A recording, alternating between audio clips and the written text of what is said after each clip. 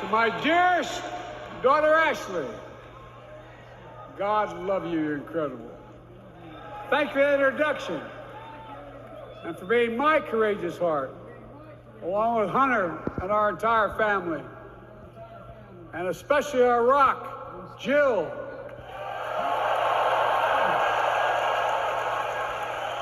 Who, as those of you who know us, she still leaves me both breathless and speechless. Everybody knows her. I love her more than she loves me. She walks down the stairs and I still get that going boom, boom, boom. You all will know me. No, I'm not kidding. Let's give a special round of applause to our First Lady, Jill Biden.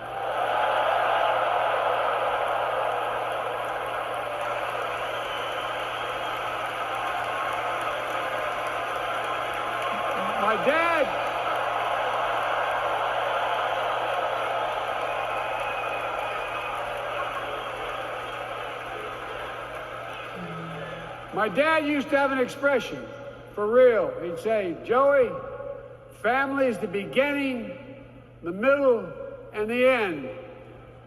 And I love you all. Folks. And America, I love you.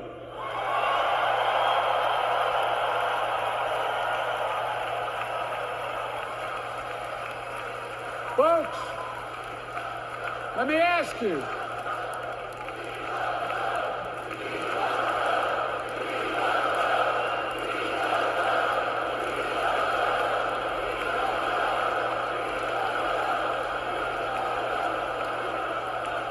Let me ask you,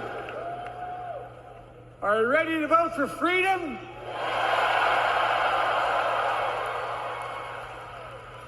Are you ready to vote for democracy and for America? Let me ask you, are you ready to elect Kamala Harris and Tim Walz, President and Vice President of the United States?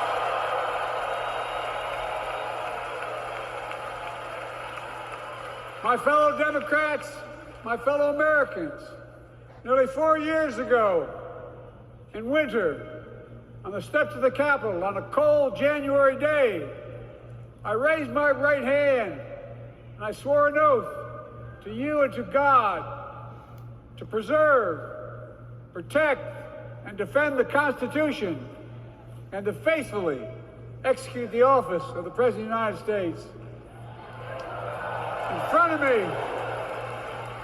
of me was a city surrounded by the National Guard.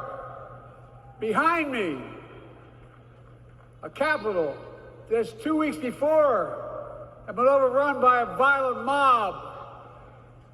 But I knew then, from the bottom of my heart, that I knew now, there is no place in America for political violence. None. You cannot say you love your country only when you win.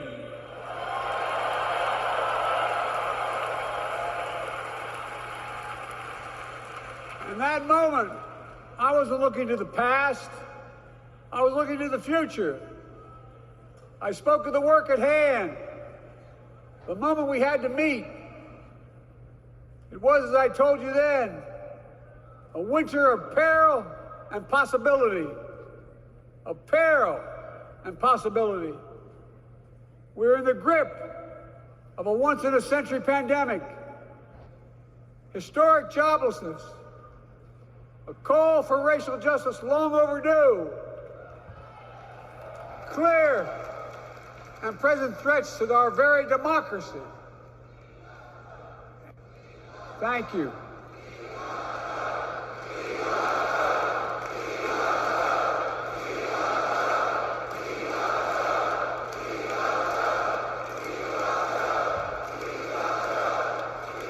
And yet I believed then, and I believe now, that progress was and is possible. Justice is achievable. And our best days are not behind us, they're before us.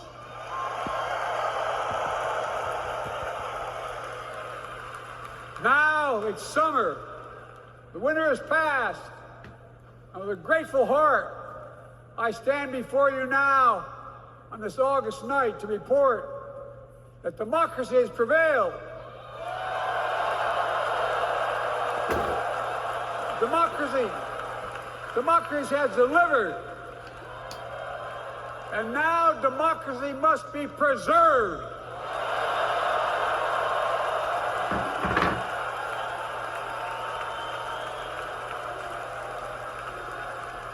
You've heard me say it before.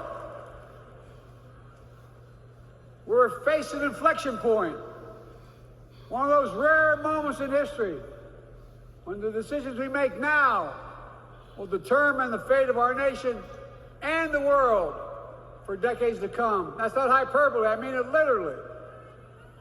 We're in a battle for the very soul of America. I ran for president in 2020 because of what I saw in Charlottesville in August of 2017. Extremists coming out of the woods, carrying torches, their veins bulging from their necks, carrying Nazi swastikas, and chanting the same exact anti-Semitic bile that was heard in Germany in the early 30s. Neo-Nazis, white supremacists, and the Ku Klux Klan, so emboldened by a president then in the White House that they saw as an ally. They didn't even bother to wear their hoods. Hate was on the march in America. Old ghosts and new garments, stirring up the oldest divisions, stoking the oldest fears, giving oxygen to the oldest forces that they long sought to tear apart America. In the process, a young woman was killed. When I contacted her mother, I asked about what happened. She told me. When the president was asked what he thought had happened, Donald Trump said, and I quote, "There are very fine people on both sides. My God." That's what he said. That is what he said and what he meant. That's when I realized I had to listen to the admonition of my dead son. I could not stay in the sidelines.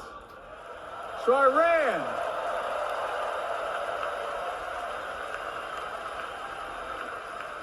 Because I had no intention of running again. I just lost part of my soul. But I ran with a deep conviction. In America, I know and believe in an America where honesty, dignity, decency still matter. An America where everyone has a fair shot and hate has no safe harbor.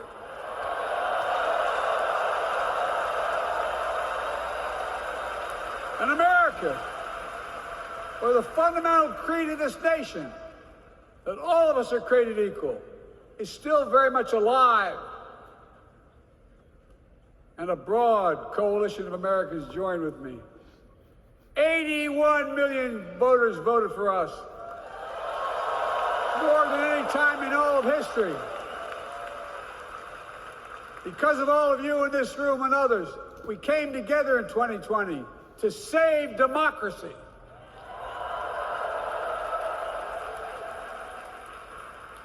As your president, I've been determined to keep America moving forward, not going back, to stand against hate and violence in all its forms, to be a nation where we not only live with but thrive on diversity, demonizing no one, leaving no one behind, and becoming a nation that we profess to be. I also ran to rebuild the backbone of America, the middle class.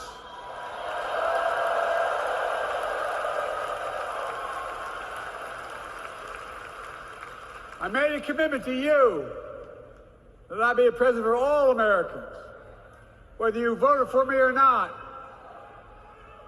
We have done that. Studies show the major bills we have passed actually delivered more to red states than blue. Because the job of the president is to deliver to all of America.